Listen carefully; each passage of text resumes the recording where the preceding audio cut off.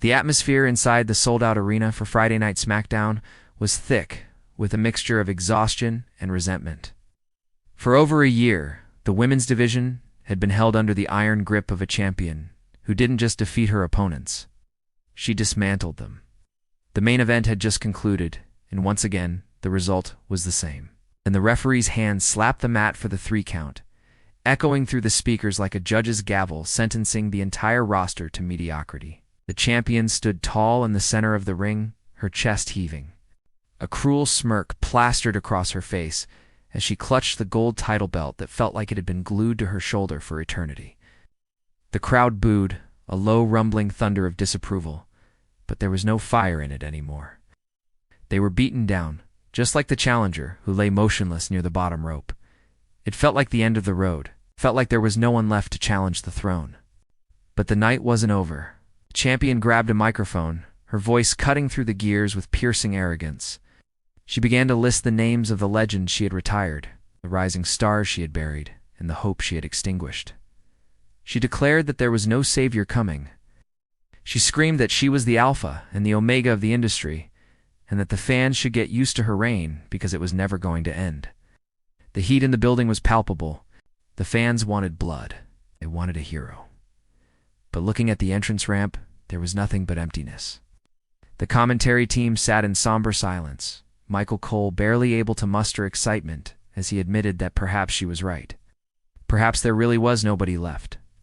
The champion dropped the mic, the thud resonating like a final period on a sentence nobody wanted to read.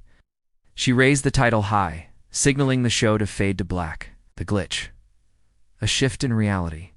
Just as the production logo was about to flash on the screen, something strange happened. It wasn't a pyro malfunction, and it wasn't a planned commercial break. The massive Titantron behind the champion flickered. It wasn't the usual static. It was a deliberate distortion, a tear in the digital fabric of the show. The lights in the arena, which had been bathed in the champion's signature gold and red, suddenly died. The arena was plunged into absolute suffocating darkness. For 3 seconds, the only sound was the confused murmuring of 20,000 people. The champion, standing in the ring, lowered her title, her eyes darting around the void, trying to adjust to the sudden blindness. The security guards at ringside reached for their flashlights, their beams cutting through the blackness like lightsabers in a fog. Confusion began to ripple through the audience. Was this a technical failure? Had the power grid blown? Then, a sound pierced the silence. It wasn't music. Not yet. It was a singular, distorted electronic pulse of sound that hadn't been heard in this arena for years. A heartbeat, then another. Thump, thump. Thump, thump. The massive screen flickered to life, but not with a live feed. It displayed a montage of grainy, black-and-white footage. Images of broken clocks, shattered glass, and a lone pair of combat boots walking down a rainy highway flashed rapidly. The champion in the ring took a step back, her confidence visibly cracking. She knew the production truck didn't have this queued up. This wasn't part of the script. Heartbeat grew louder, shaking the floorboards, vibrating in the chests of every fan in the front row. The murmurs in the crowd turned into a rising swell of realization. Specific color began to bleed onto the LED boards wrapping around the arena distinct. Neon shade of purple-blue that triggered a deep, dormant memory in the minds of the wrestling faithful. The reveal, the roof blown off.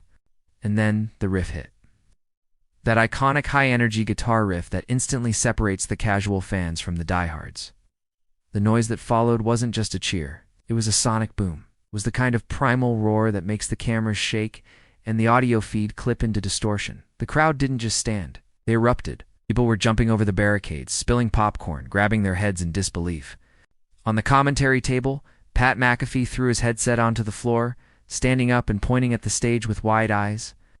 "No way," he screamed, his voice cracking. "It can't be her. She's gone. She's been gone for years, but it was her." The smoke machines hissed, filling the entrance ramp with a thick, mysterious fog. Out of the mist, a silhouette emerged. It was small, agile, but radiating an aura larger than the building itself. She stepped into the light, skipping with that familiar, chaotic energy that used to define the division. She paused at the top of the ramp, looked out at the sea of screaming fans, and simply tilted her head. A smirk, playful yet dangerous curled on her lips, was the return that the dirt sheets hadn't spoiled. This was the return the internet said was impossible due to contracts, injuries, and bad blood. But here she was, in the flesh, wearing her gear, ready for war. The champion in the ring looked like she had seen a ghost. She clutched her title tighter, her knuckles turning white, as the realization set in. The predator had just become the prey. The returning superstar didn't say a word. She didn't need a microphone. The deafening chant of her name, echoing from the rafters, told the story better than any promo ever could. The confrontation. Worlds collide. She began her walk down the ramp. It wasn't the walk of a returning veteran looking for a nostalgia pop. It was the march of a soldier returning to retake occupied territory. She slid into the ring under the bottom rope, moving with a fluidity that suggested she hadn't lost a step. The music faded, but the crowd noise did not. It sustained a fever pitch, a wall of sound that made it impossible to hear the referee trying to restore order. The two women stood face to face in the center of the ring. The contrast was striking. On one side, the dominant, physically imposing champion who had bullied the roster for 500 days. On the other, the returning icon, the disruptor. The woman who had paved the way for the very era the champion was now ruling. The champion tried to intimidate her. She stepped forward, towering over the returnee, raising the belt high in the air, screaming, "This is my ring. You don't belong here anymore." The camera zoomed in on the returning star's face. She didn't flinch. She didn't blink. She simply laughed a cold, calculated laugh that unsettled the champion more than a punch would have. Then, lightning struck. The champion, frustrated by the lack of fear, swung the title belt like a weapon, aiming to end the comeback before it began. But the returnee ducked with lightning speed.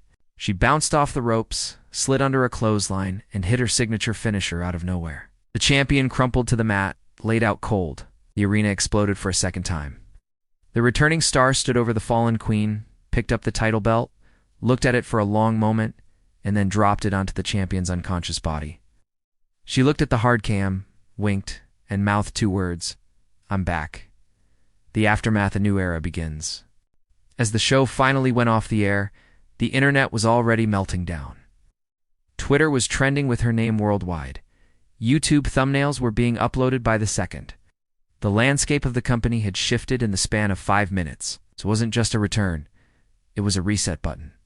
The hierarchy of power had changed, not because of a corporate press release, but because of a moment of pure, unadulterated magic. The fans leaving the arena were buzzing, high on the adrenaline of witnessing history. They walked out into the night knowing that next week, they wouldn't just be watching a wrestling show. They would be watching a war. The script had been flipped. The queen was dead. Long live the rebellion.